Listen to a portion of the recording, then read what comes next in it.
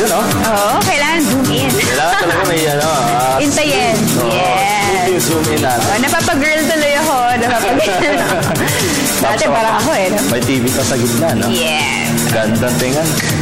Malupit talaga yung mga nag-iisip ng design ng set natin dito. Of course. Kumusta ka, Meg? Okay naman. Oy, first game. First game. Today, Blackwater. Oo nga. Blackwater won against Meralco. Halain mo, diba? At least kahit na hindi pumasok sa playoffs yung Blackwater Elite, nagtapos yung kanilang conference on a winning note. Yeah. Kumbaga magandang ano na yun, magandang senyales na bumubuti yung paglalaro, yung type of play ng Blackwater. 3 wins, di ba? 3 wins against 8 losses. Yes. Compare mo sa Philippine Cup. Oo. Yun nga lang, nabahidan ulit ang Meralco. Oo, yun nga lang. Pero hindi na maapektuhan yung... Pasok pa din. Kumbaga, nananatili sila ngayon sa 4th spot sa standing. So, hindi na mababago yun. Kaya nga lang, tuloy-tuloy yung skid ng Meralco. Talo sila sa Pure Foods. Tapos ngayon naman talo ulit sa Blackwater. Hindi magandang, hindi magandang senyales yun papasok ng quarterfinals. So, dapat mas sipagan pa nila yung kanilang pag-iensayo. Of course. Kasi hindi pa alam kung NLEX, Old Warriors, yung mga kalaban ng Meralco sa quarterfinal. Samantala, yung iba naman, naghahanap pa rin ng makakalaban. Di ba? Yung number 1, number 2, wala pa. Pero so far, yung mga mabibigat nating kupunan is like rain or shine and wala nang problema eh. So far. Wala na. Yung kakalabanin na lamang. Pero syempre, dapat hindi sila maging overconfident. Yan. May nakausap tayo na isang player tungkol sa pagiging overconfident. Wag naman, di ba? Wag sana. May nakausap tayo dyan. Mamaya malaman natin. Ready ka na, Meg? Ready. Alright. Mabuhay Luzon, Visayas, Mindanao, Mega Manila at World. Ngayon po ay araw ng Miyerkules, ika-25 ng Marso, taong 2015. Samahan po ninyo kami sa pagtunghay sa mga pinakahuling kaganapan sa iba't ibang sporting arena sa loob at labas ng bansa. Sa ngalan ni gwapong-gwapong Dennis Principe, ako po si Haji Camino. Dito sa aming programa, tiyak na mabubusog kayo sa mga balitang pampalakasan sa iba't ibang larangan. Ako naman po, si Meg Siozon. At bago po kayo manood ng labanang Ginebra at Alaska Aces, ito po muna ang inyong paboritong PTV Sport. Sa ulo ng mga nagmamarang sports balita. Legendary boxing trainer Ignacio Nacho Beristain pinaboran si Manny Pacquiao sa megabout kontra Floyd Mayweather Jr. Top seed Rain or Shine Elasto Painters nangakong ibubuhos ang lahat sa kanilang kampanya sa playoffs ng PBA Commissioner's Cup. Richard Gomez-led champion Infinity optimistiko sa kanilang tsansa na makasungkit ng titulo sa inaugural season ng Spikers Turf. NBA League leader Golden State Warriors kumupo ng kauna-unahang Pacific Division title sa nakalipas na 39 na taon. Hometown rider Alejandro Valverde namayani sa second stage ng Tour of Catalonia sa Spain.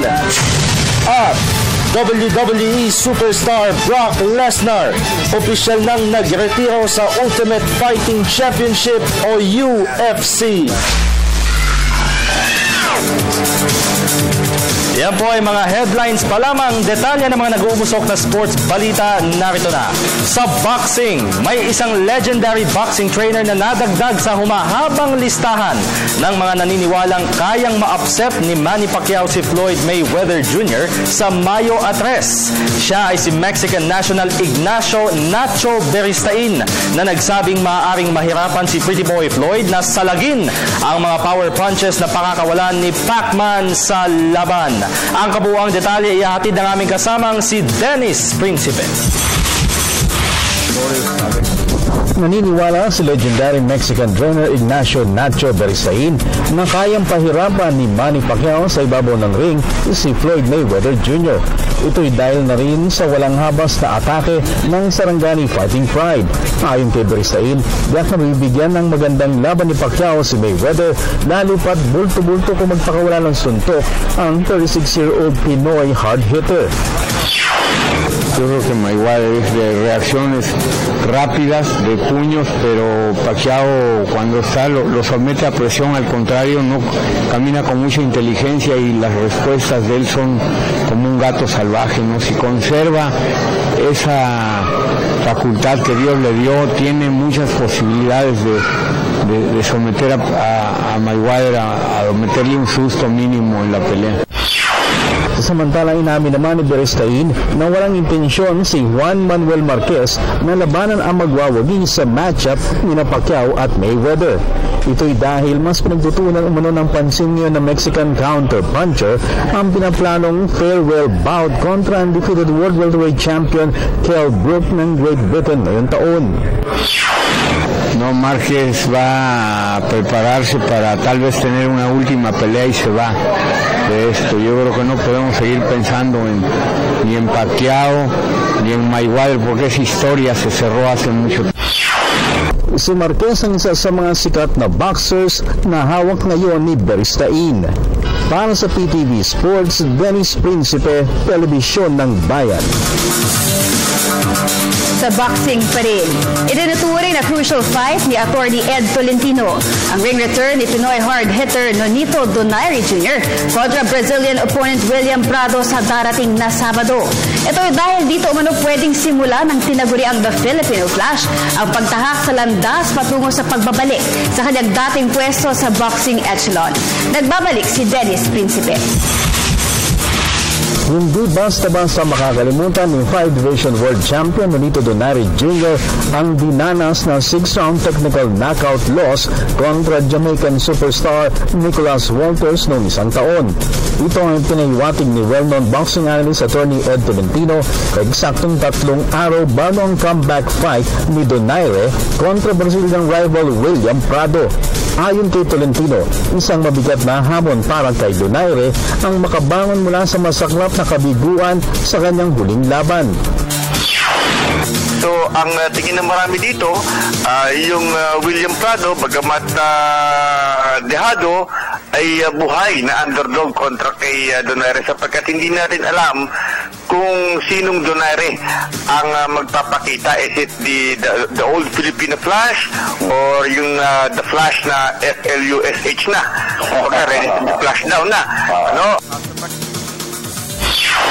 Naniniwala rin si Tolentino na magsisilbing sukatan ang laban kontra Prado kung makakaya pang ibalik ni Donaire ang dating kinang ng kanyang boxing career.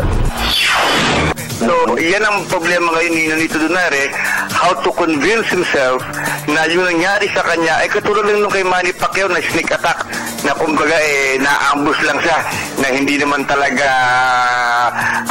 nangyari dapat yun, no? Sapagkat in the case of Donaire, many thought it was gonna happen because he was no longer performing the same way nung siya naging Boxer of the Year awardee. Nakataya ang bakanding NABF Super Bantamweight crown sa 12-round encounter ni Donaire at Prado sa Araneta Coliseum sa darating na Sabado. Para sa PTV Sports, Dennis Principe, Telebisyon ng Bayan. Lipat naman tayo sa professional basketball. Tinapos ng Cellar Dweller Blackwater Elite on a winning note ang kanilang kampanya sa elimination phase ng PBA Commissioner's Cup. Ito'y matapos na ma-upset nila ang Meralco Bolts 84-72 kanina upang magtala sila ng record na 3 wins and 8 losses. Bago sila opisyal na mawala ng pwesto sa playoffs, si import Marcus Douthit ang nahirang na best player of the game sa kanyang total contribution na 27 points, 14 rebounds at 3 assists. Sa ngayon ay magbabakasyon muna ang Blackwater bago sila muling sumalang sa ensayo para sa pagsabak sa season-ending Governor's Cup. Samantala, sa mga oras na ito ay nagbabanggaan na ang Barangay Ginebra San Miguel at Alaska Aces. Sa pangunguna ni import Michael Dunnigan, target ng Ginebra sa larong ito na makaiwas sa masalimuot na twice-to-win disadvantage sa playoffs, habang mapabilang naman sa Magic 8 sa standings ang tanging hangad ng Alaska.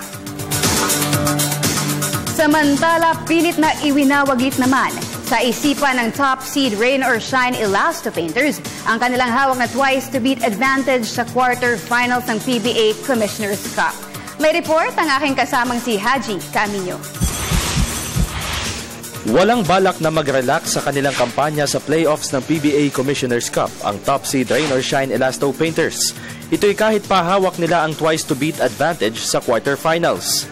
Ayon kay shooting guard Ryan Aranya, ituturing pa rin nilang do-or-die game ang kanilang unang asignatura sa playoffs.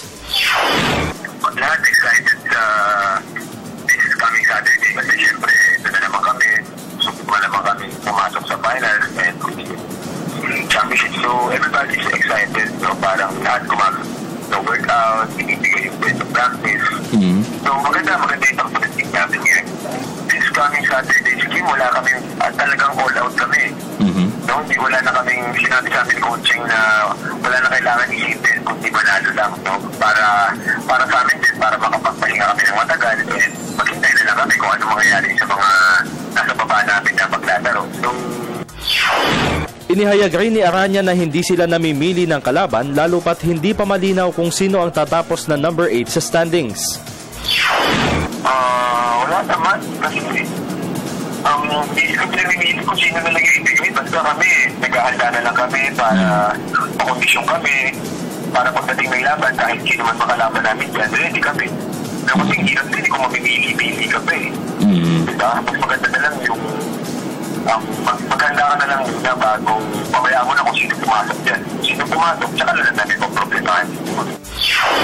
Sa pangunguna ni prolific import Wayne Chisholm, hangad ng Rain or Shine na makapagsubi ng ikalawang franchise title sa Asia's first play for pay league. Sa PBA pa rin, makaiwas sa twice-to-win deficit naman ang ipinapanalangin ngayon ng Barako Bull Energy. Ito'y matapos na gulantangin nila ang NLEX Road Warriors kahapon upang tapusin nila ang kampanya sa elimination sa record na 5 victories against 6 defeats. Narito ang report ni Ms. Golda Tabid Grospe. Umaas ang Barako Bull Energy na makakaiwas sila sa twice-to-win disadvantage sa playoffs ng PBA Commissioner's Cup. Ito'y kasunod na kanilang naitalang 91-85 come-from-behind win kontra NLEX Road Warriors kahapon.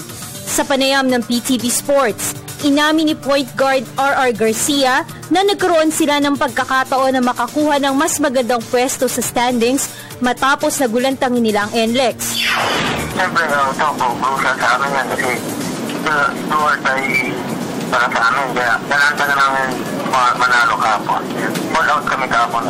Mas magaan sa amin kasi pag sa best of play kami, malaking chance na makapasok kami. Hindi tulad yung twice to beat.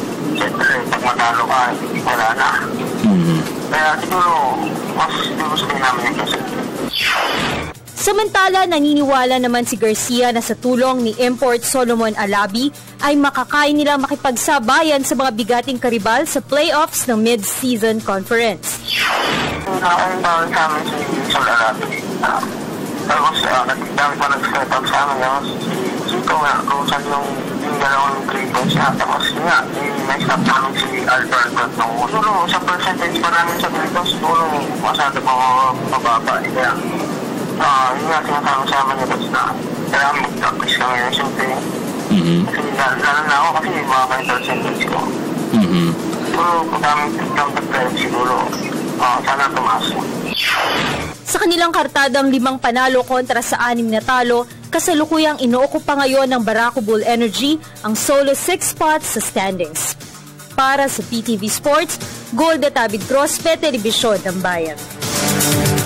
Sa Collegiate League, dahil sa mga nauna ng commitments, hiniling ni former PBA coach Shot Tangkinsen sa management ng UP Fighting Maroons na tanggalin siya sa listahan ng mga pinagpipilian para maging bagong chief mentor ng Diliman-based team. May report si Ms. Ria Arevalo ng Sports Radio 918. Formal nang tinanggihan ni 3-time PBA champion coach Shot Tangkinsen ang alok na magsilbing chief mentor ng UAAP team na University of the Philippines Fighting Maroons. Ayon kay Tangkinsen, may nailatag na siyang coaching clinic sa susunod na 2 buwan, kaya't hindi na siya pwedeng tumanggap ng full-time head coaching job sa kahit anong team. Pinag-isipan ko, ano kaya kung hintayin ko mag-decide sila? Saka ako lang sabihin. Parang magiging unfair naman. Parang pinahirapan ko sila mag-decide. Tapos at the last minute sabi ko, ay sir, kasi hindi ako pwede ganun, di ba? Parang hindi fair. So I did not want to put them through that situation naman. Hindi na maganda. Pero nilinaw ni Tang Kinsen na bukas pa rin siya sa coaching duty kapag natapos na ang kanyang mga obligasyon. Ang 42-year-old bench tactician ay wala pang coaching experience sa collegiate league. Sa other schools, meron na akong kinausap, mga kumausap din sa akin. I most likely might that. Pero yun nga, kasi nga tinatapos ko itong commitment ko dito. Hindi pa right now. Pero most likely, I might go that direction. Kabilang sa mga koponan na hinawakan ni Tang Kinsen sa PBA ay ang San Miguel Beer, Barangay Ginebra at Barako Bull. Para sa PTV Sports, Ria Arevalo, Sports Radio 918.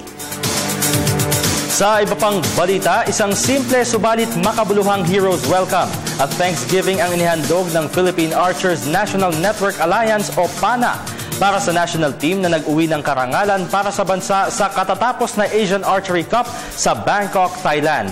May report si Ms. Arian Malyare. Pinangunahan ni PANA President Federico Moreno at Chairman June Sevilla ang pagbibigay pugay sa mga national archers na nakapagsubi ng 2 ginto at 1 silver sa katatapos na Asian Archery Cup sa Bangkok, Thailand. At ang tunay na nagsilbing bida sa okasyon ay si Amaya Paz Cuangco na nagkampiyon sa compound mixed team event katandem si Jeff Adriano. Bukod pa rito, pinamunuan rin ni Cuangco ang gold medal rump ng Pilipinas sa compound women's team competitions, kasama sina Jennifer Chan at Andrea Robles. At tumapos na runner-up rin siya sa compound women's individual event. I still have a hard time with the wind. So yun nangyari kasi yung qualifying, yung mga first gold medals, walang hangin. And then nung nag-silver ako, yun yung araw na medyo mahangin siya. So I have to adjust my equipment to the wind. Kailangan namin masanay na kasama namin si Jeff mag-shoot, si Jose. Kasi even before we entered the tournament or bago pa nag-start, pinag-usapan namin na it might even be better na hindi maganda tira namin or parang hindi namin masyadong taasan. Because ang mangyayari is, yung mga kalaban namin sa Southeast Asia, parang they'll be able to gauge yung performance namin. So parang we were entering the tournament na medyo conservative ang approach. We are actually pretty excited because we believe that this would be the best performance of archery in the SEA Games for the Philippines. So, yeah, it's a very good tune-up game for us. We did well at the Asia Cup, and next stop would be the World Cup, then the SEA Games and the World Championships. Sa nakita natin yung improvement ng ating archers. Well, first of all, we have our permanent archery range now. That every archers are welcome to practice. In fact, the range is open hanggang gabi just to make sure that all our athletes, our archers, keep on practicing. We hope that hindi lang ito umpisa, we'll garner a lot of medals. Tuloy-tuloy na siguro ito for God's will. Samantala, pinuri naman ni Philippine Olympic Committee President Jose Cuangco Jr. ang pamunuan ng PANA dahil sa paglalatag ng maayos na programa para sa mga national archers. It's one of the best organized and working associate NSA with Reverend POC. It's a very good example of where the private sector comes in, where government that will fail to supply all its needs. We see a lot of teamwork amongst the players, a lot of cooperation. And it's really one of those that I've asked, I've told some DNSAs to follow as an example. Ang susunod na kompetisyon na lalahukan ng Philippine Archery Team ay ang World Cup sa China sa Mayo, bago sila sumuong sa hamon ng Southeast Asian Games sa Singapore sa Hunyo. Para sa PTV Sports, Arian Malyare, Telebisyon ng Bayan. Samantala, plansado na ang lahat para sa pagdaraos ng inaugural season ng Spikers Turf sa San Juan Arena sa susunod na linggo. At ang isa sa mga itinuturing na title contender sa bagong tatag na liga ay ang Richard Gomez-led Champions Infinity. Para sa detalye, nagbabalik si Ms. Arian Malyari. Excited na si actor sportsman Richard Gomez para sa paghataw sa inaugural season ng Spikers Turf sa susunod na linggo. Magde-debut sa bagong tatag na liga suot ang Champion Infinity jersey. Ipinagmalaki ni Gomez na mabigat na training ang kanilang pinagdaraanan para matiyak na makakaya nilang makipagsabayan sa 7 karibal na team sa liga. Ang Champion Infinity ay ang dating team sistema na tumapos na runner-up sa Shakey's Men's Volleyball Tournament noong isang taon. The Champion Infinity team is an offensive team. No? And isa pa sa mga rason kung bakit we're trying hard para lumakas naman yung defense ng team. I think the reason hindi kami nag-champion last season also medyo nakulangan yung team namin sa defense. But itong for the past 2.5 months, we've been working on that. Kasi yung offense, natural na yun, padaling sa volleyball. It's really the defensive side of the team that we have to work on. Sa panig naman ni Champion Infinity Team Manager Sammy Gadi, optimistiko siya sa kanilang tsansa na magkampiyon sa Spikers Turf, lalo pat nag-adjust umano sila sa opensa at depensa ng koponan. You see us play sa Shakey's League. More teams na makakalaban this season, mas nagbibigay kami ng preparation, mas determinado, and we have new players and that'll be exciting for everyone to see. Ang mga aksyon sa Spikers Turf ay eksklusibong mapapanood dito sa telebisyon ng bayan simula sa ika-6 ng Abril. Para sa PTV Sports, Arian Malyari, Telebisyon ng Bayan. Punta naman po tayo sa international sports scene sa basketball. Sa wakas! Nakasungkit din ang kauna-unahang Pacific Division title sa nakalipas na 39 na taon ang NBA League leader na Golden State Warriors. Ito'y matapos na dominahin nila ang host Portland Trail Blazers 122-108 kanina upang iangat ang kanilang record sa league's best na 58 wins against 13 losses. Si All-Star point guard Stephen Curry ang kuminang ng husto para sa Warriors sa kanyang double-double performance na 33 points at 10 assists, habang 21 markers naman ang naiambag para sa team ni swingman Andre Iguodala. Napag-iiwanan ng 5 puntos sa halftime, rematsyada ang Warriors ng 10-0 run pagpasok ng third quarter para agawin nila ang driver's seat 69-66. Sa unang bahagi ng fourth and final period ay nagawa pang palubohin ng Warriors sa 17 points ang kanilang bentahe. At mula dito ay hindi na nakabalik pa sa laban ang Trail Blazers. Ang susunod na asignatura ng Golden State ay kontra host Memphis Grizzlies sa Sabado. Samantala, pasadahan naman natin ang iba pang mga tampok na sports stories overseas.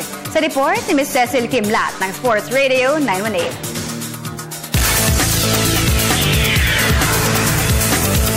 Hindi lilisanin ni two-time NBA MVP Steve Nash ang City of Angels. Ito'y kahit pa nag-anunsyo na siya ng retirement noong 1 linggo. Na malagi ng 19 na season sa liga, tinuldukan ni Nash ang kanyang basketball career sa piling ng Los Angeles Lakers matapos na dumanas siya ng kabi-kabilang injury sa nakalipas na 2 taon. At dahil sa LA nag-aaral ang kanyang mga anak, nagdesisyon si Nash na huwag bumalik sa kanyang homeland na Canada. Sa tennis, kumpiyansa si world number 3 Rafael Nadal na makakaya niyang humataw sa Miami Open ngayong linggo. Ito'y kahit nakakaramdam pa siya ng kaunting pananakit ng bukong-bukong kanina. Natwist ang ankle ni Nadal sa ensayo kahapon pero hindi na siya sumailalim sa MRI scan dahil minor lamang ang kanyang injury. Nakakuha ng bye sa opening round, makakatapat ni Nadal ang magwawagi sa match-up ni na fellow Spaniard Nicolas Almagro at Sergey Salhovsky ng Ukraine sa second round ng Miami Open sa Biyernes.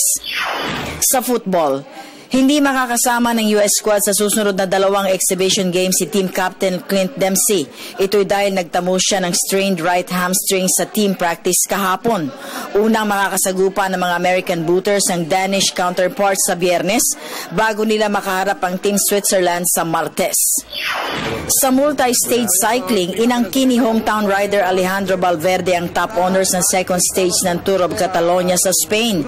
Ito'y matapos na maungusan niya sa isang bunch finish ang kapwa Spaniard na si Jose Rojas at si Martin Elmiger ng Switzerland. Magiting na nakipagsabayan sa main pack si Valverde na halos sa kabuuan ng karera at kinumpleto niya ang pagpedal sa 191-km race sa clocking na 5 hours, 2 minutes and 49 seconds. At dahil tumapos na kabilang sa peloton si Polish cyclist Maciej Paterski, hindi pa rin siya ang magsusuot ng leader's jersey sa pagsikad ng 156-km stage 3 ngayong gabi. At sa mixed martial arts, opisyal nang nagretiro sa Ultimate Fighting Championship o UFC si former World Heavyweight Champion Brock Lesnar. Ito'y matapos na pumirma siya ng panibagong kontrata sa World Wrestling Entertainment o WWE, kung saan makakasagupa niya si Roman Reigns sa WrestleMania 31 sa Santa Clara, California sa darating na linggo. Unang sumubok ng career sa UFC si Lesnar noong 2007 kung saan dinomina niya si Korean rival Moon Soo Kim. Pero dahil nahihirapan siya sa maliit na pagbiyahe sa mga venues ng professional wrestling, nagdesisyon si Lesnar na magbalik sa WWE noong 2011. Para sa PTV Sports, Cecil Kimlat, Sports Radio 918. Akalain mo si Richard Gomez, volleyball na ngayon. Oo nga, no? Kumbaga, pero alam mo, madami, hindi lang naman pang babae kasi ang volleyball. Oo, of course, hindi. Pero ang dami niyang sport. Madaming fans yan, yung Champion Infinity na. Madadami nga. Oo, dadami fans nun. Tsaka dadami manonood ng volleyball sa San Juan Arena. Of course. Oo, at tsaka pala, naku, dikdikan daw ang labanan ng Ginebra at Alaska ngayon. So far, sino bang nangunguna? So far, second quarter, it's 44-37 in favor of the Alaska Aces na gutom na manalo. Oo. Kasi kapag hindi nanalo ang Alaska ngayon, laglag na sila. Papasok ngayon yung Global Four. Oo. Pero sa tingin mo, ang Ginebra ay talagang pagbubutihan to? Oo, kasi pag once na natalo ang Ginebra dito, masasadlak sila sa twice to win disadvantage. Oo. Ito nga yung sinasabi nilang pinaghahandaan nila. Oo. Tsaka itong system yan. Pag manalo ang Ginebra ngayon, makakalaban nila Pure Foods in a best of 3 Manila Classico series. Yes. Kapag natalo ang Ginebra ngayon, pwede nila makalaban talk and text sa number 7 sila. Pag number 7 sila, pag number 8 naman, rain or shine. So in short, mabigat lahat. Mabigat lahat. Pero tingnan natin kung anong mangyayari sa sila mapupunta at pati na rin ang Alaska kung makakapasok. Samantala, syempre Meg, hindi mawawala ang pinakabago nating segment. Na iChat segment. Magano muna pala tayo? Question of the day. And the question of the day is, sino sa tingin nyo ang makakatapat ng top seed Rain or Shine Elastic Painters the quarterfinal ng PBA Commissioner's Cup? Sino? Send your answers at facebook.com/PTV4Sports or via our Twitter at PTV4_sports. Oy, kanina upon browsing, nakita ko ang dami na nagko-comment, ha? Oo, ang dami nga. Actually, dito sa bagong segment natin, madaming nagpa-participate, kaya mas maganda. Kaya mas maganda. At syempre, bago yan, meron tayong makakasama sa pagbabalik natin. Oo. Ang ilan sa mga basketball players, mga young basketball players na naman na magiging future ng Philippine basketball. Of course, yan at marami pang iba sa pagbabalik ng inyong paboritong PTV Sports. At nagbabalik po ang inyong paboritong PTV Sports at narito naman po tayo sa ating segment na iChat kung saan ay makakasama natin ang isang grupo ng mga kabataan na mahilig sa sports syempre at mahilig sila sa basketball. At recently ay kapapanalo lamang po nila sa 2nd Philippine Ching Yuen Athletic Association Juniors Basketball at sila lamang naman po ang nagkampiyon sa kompetisyon na ito. Kumbaga sila yung susunod o yung future ng Philippine basketball. Kaya kasama natin ngayong gabi dito sa ating studio ang Jude Knights, tama? Ang Jude Knights team na nag-champion sa katatapos lamang na PCYAA. At kasama ko po ngayong gabi ang mga nagtatangkarang mga batang ito. Napapaligiran ako ng mga matatangkad na Phil-Chinese. Ayan, mga Filipino-Chinese po sila. At kasama ko dito sa aking kanan ay si Jack Tai. Guardia, you're the guard, tama ba? Apo. Yan, good evening. Hello, welcome to PTV Sports. Good evening po. Okay, at kasama naman natin dito sa aking kaliwa ay ang kanilang team captain na si Renzel Ionco. Hello, welcome to the show. Good evening, Renzel. Hello, good evening po. Okay, at katabi naman ni Renzel ay ang nag-average daw ng 10.2 points per game. Ayos to Kasama natin si Earl C. Good evening, Earl. Welcome to the show. At syempre, ang last but definitely not the least ay ang si Christian Carlos na isa din sa kanilang mga guards. Hello, good evening, Christian. Good evening po. Okay, so tell us something about the team. Describe nyo kung anong klaseng team ito. So lahat kayo ay nag-aaral from St. Jude Catholic School, right? Okay, so please describe your school. Earl? Pag sa St. Jude, since Prep 1, kailangan nandun ka na talaga. Hindi nag-accept ng transferee students St. Jude. So lahat kayo mga na-develop talaga nahon yung skill sa St. Jude na? St. Jude na. So, Renzel, yung school ninyo ay isang Philchai school or a Chinese school? Yes. Okay, so talagang meron silang program especially for basketball? Yes. Actually, hindi nga masyadong supportive ang school. Pero ngayon, nagkakasupport na sila sa amin. Kasi dati, hindi ganun ka-supportive ang school sa basketball. Pero ngayon, dahil naging supportive sila, nagka-champion kami. Nakita mo naman, nag-champion yung team, di ba? Siyempre. At tanong ko lang sa iyo, Jack, itong team ninyo recently nag-champion lamang. So ilang teams yung nag-compete para sa championship na ito, para sa tournament na ito rather? Bale, 8 teams kami lahat. 8 teams? Aba, tapos kayo yung nag-stand out, no? So, tell us kung anong klaseng team. Ano yung pinatutupad na plays ng inyong team? Pag kailangan may hard work lang palagi. Tapos pag mga plays, kailangan sundan yung pinapagawa ng coach para magawa na maayos. Ano ba ito? Run and gun yung system ninyo? Triangle offense? Meron ba kayong specialty, ika nga? More or less mga run and gun. Run and gun! Mga masisipag na bata ito, talagang takbuhan ng labanan. At balita ko ay nung last year, bago kayo nag-champion, ay nag-second lamang kayo. So parang sweet revenge ito para sa inyo, Christian, ano? Opo. Aba, so how does it feel na sa wakas ay nakuha niyo na yung championship? Sobrang saya po. Kasi halata masaya si Christian. Hindi ba mahihain lang yung bata? Noong last year po, ilan seconds lang po, mananalo na kami. Ouch! So parang ano ito, heartbreak loss. Opo. For you guys. Sino ba yung nakalaban ninyo? Bago kayo nag-champion, sino yung nakalaban niyo na nag-second lang kayo? Uno High School po. So ilan yung lamang nila nung... 1 point lang po. Ay, talagang masakit yun. Pero yung experience, Earl, na naranasan ninyo, ano yung ginawa ninyong motivation para makabounce back kayo and you've won the title following that heartbreak loss? Yun yung ginagawa naming determination para makuha yung championship this year. Kasi dahil doon parang na-down kami. Pero bumangon kami sa pagkatalo namin.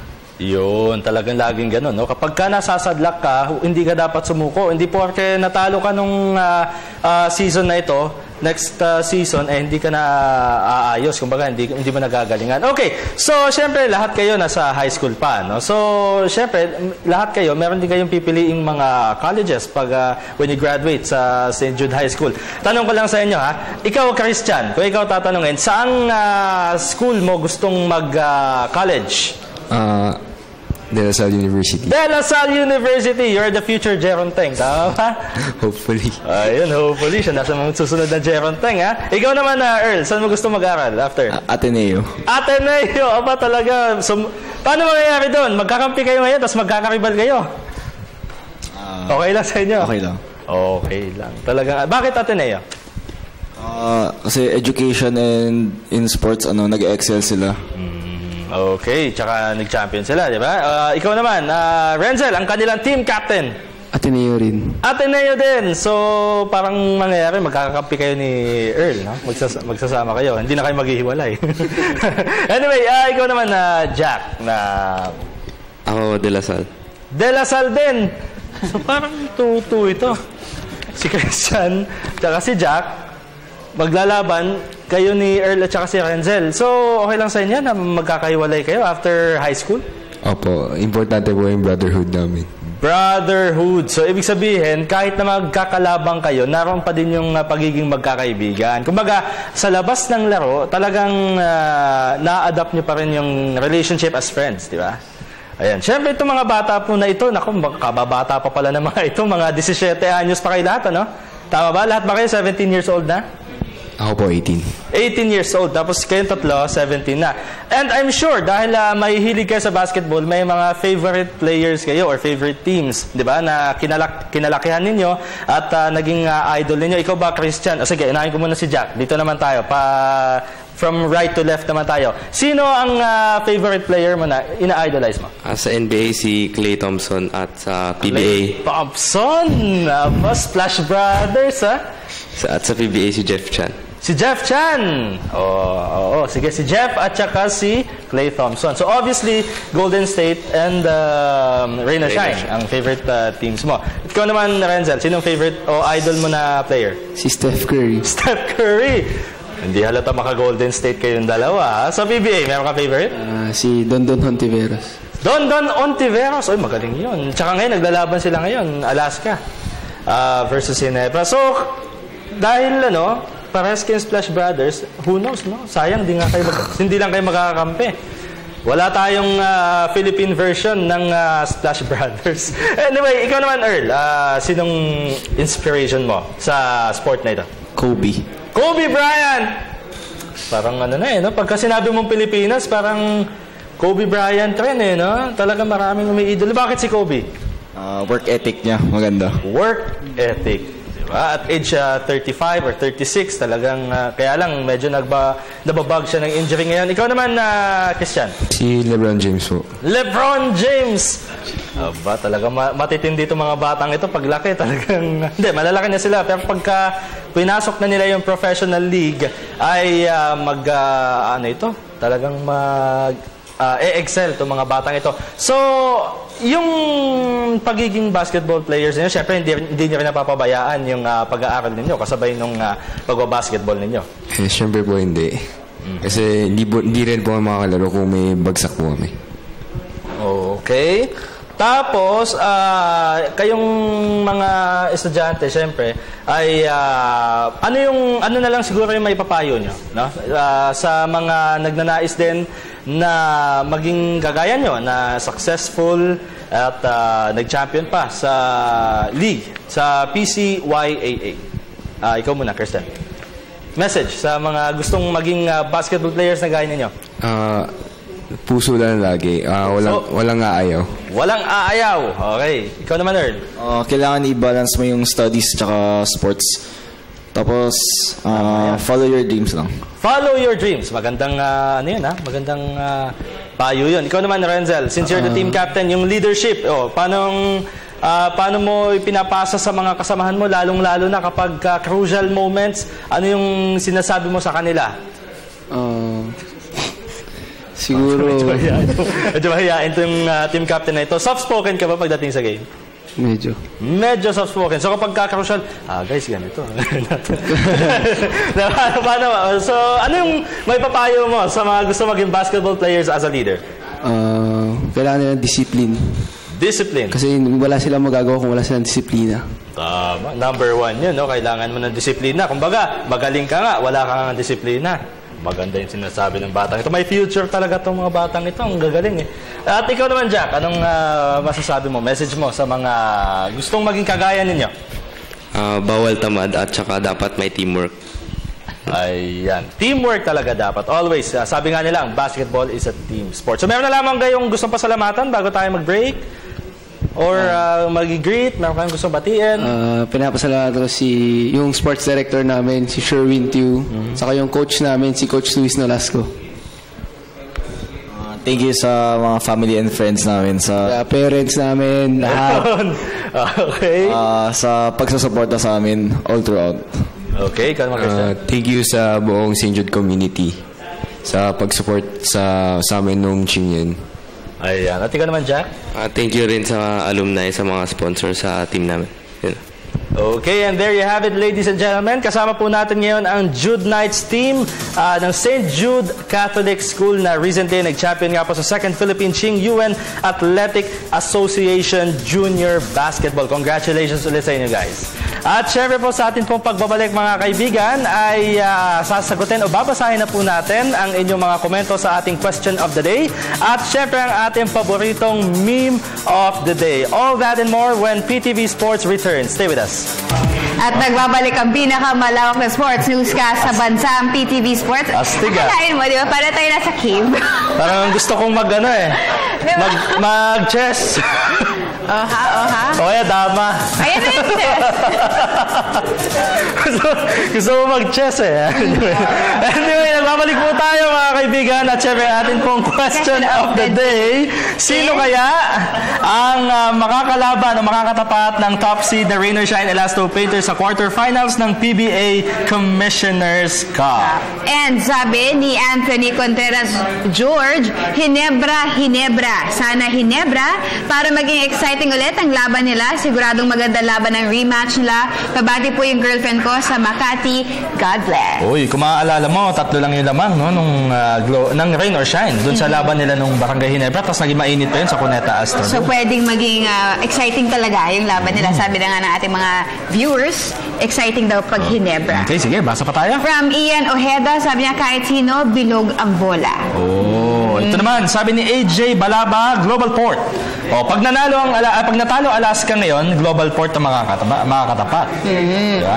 From Jim Hanelo, sabi niya magandang gabi mga idol. Siguro mas magandang makalaban ng Rain or Shine ay GP para pagkatapat ang Pure Foods at Barangay Hinebra. Yan. Okay? Okay. Sabi naman ni Percy Ilasin, para sa akin Global Port para makita ko ulit ang Manila Classico ng Hinebra at Pure Food Star Hot Shots. So matindi din yun. From Brian Salazar, sabi niya ang Hinebra. Yan talaga ang inaabangan ng buong Pilipinas. Belga versus Pilipinas. Belga versus Pilipinas. Pero niyakap na ni Bo yan. Tsaka madaming fans ang Rain or Shine. Yung pagiging kontrabida, ika nga, iniyakap na ni Bo. From Brian Salazar, sabi niya, ang PTV Sports ang nagbibigay ng real score. Kompleto kasi sa balitang sports from A to Z. More power PTV Sports. Parang vitamins. Parang vitamins yun na A to Zinc ka. Sabi ni Carmelo Quiazon del Rosario, Global Port yan. Mga idol, pabati naman kami dito sa Bustos, Bulacan. Kapatid ko na si Ara at si Christian at ang mami ko. Salamat, more power PTV Sports. God bless. Thank you. From Mark Viray, sabi niya, Alaska, mas motivated sila. Sayang ang Hinebra, kumpleto sa posisyon at ang lakas pa ni Kagiwa.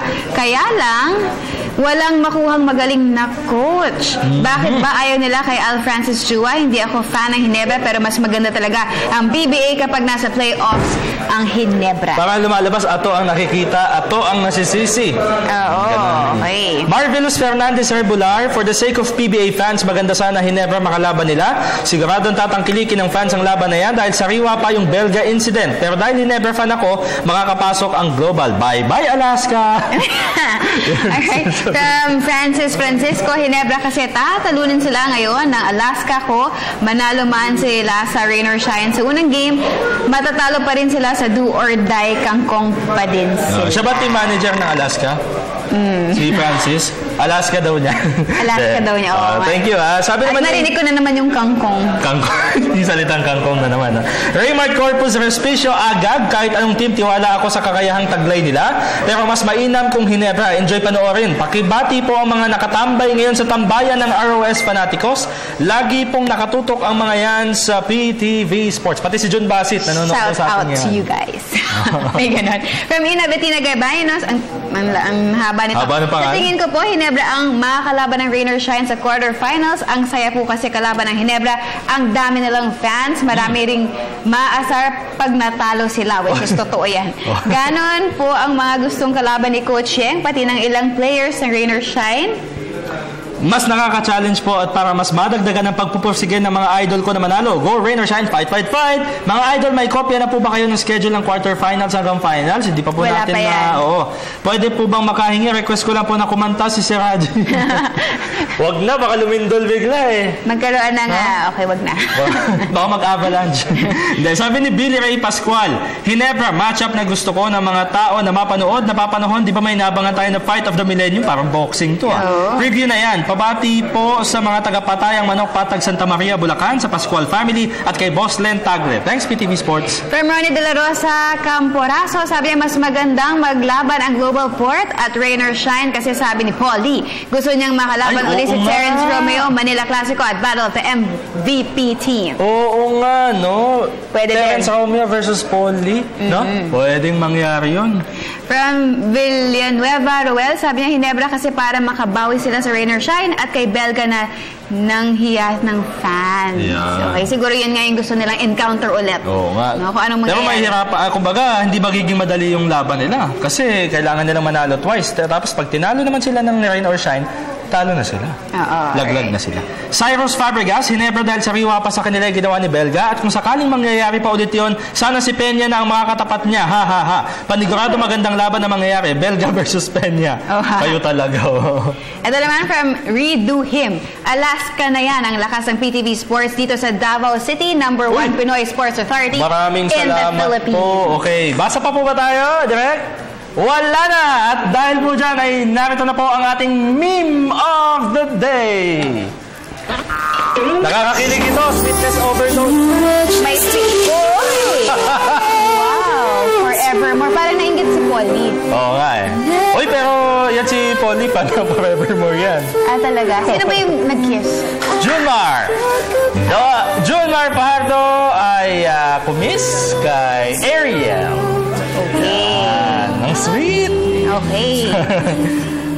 Sweet naman. Okay, inabot na naman tayo ng oras, Meg. Nako, sayang na sayang. Dami pa naman nagko-comment. Anyway, mga pasasalamat, Meg. Oo, bago tayo magtapos, maraming salamat sa View Blends, Pampered Pooch Premier Organic Shampoo, Cosmo Culture, Mr. Amis Subang ng Amazing Playground, Sir J. Lucero for Hookup Watches, Mr. Defriend of California Bow, Salux Medical Center, Miss Babes of Dermesthetics, Frank and Marcel Graphics, My Jewelry Box, and of course, Print Couture. Ayan. At ako naman pasalamatan ko ulit si R.R. Garcia ng Barako Bull Energy. Maraming salamat sa pag-accommodate sa atin kanina. At syempre po kay Ryan Aranya ng Rain or Shine Elasto Painters. Maraming salamat. Kay Reggie Ann, thank you very much. Hello din daw kay na Meg at Dennis. Pagkatapos ay batiin ko lang din si Rod Ramos De Leon. At syempre po, Pantua family dyan sa Liano sa Caloocan City. Ang De Los Santos family dyan po sa Marikina City. Mama, Papa, I love you. And of course, Miss Isa, thank you very much. Yun. Ayan. Okay. At yan na nga po. Inabot na nga po tayo ng oras hanggang bukas po muli. Dito pa rin po sa programa po natin. Ako po muli si Haji Camino sa ngalan, Dennis Principe. Meg Sioson. At Sports Radio. Kalas na tayo. Hanggang bukas po muli. Ito po ang inyong paboritong PTV Sports.